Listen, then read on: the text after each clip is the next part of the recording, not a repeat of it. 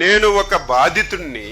నా కుటుంబంలో అందరూ చనిపోయారు. మా తాత చనిపోయాడు, నా తండ్రి చనిపోయాడు, నా బాబాయి చనిపోయాడు. అన్నింటికీ కారణం చంద్రబాబు నాయుడు గారని చెప్పి నిస్సిగ్గుగా మాట్లాడాడు.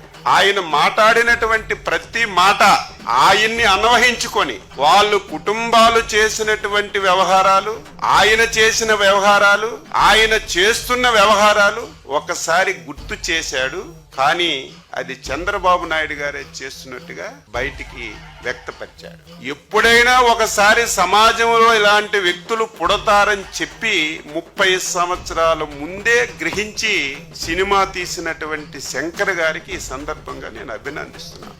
అపరిచితుడంటే అపరిచితుడు. నిన్న చూస్తే నోట్లో వేలు పెట్టినా కొరకలేనటువంటి అమాయకుడుగా అబద్ధాలన్నీ కూడా వల్లవరిచి చెప్పిన విషయాన్ని నేను గమనించాను.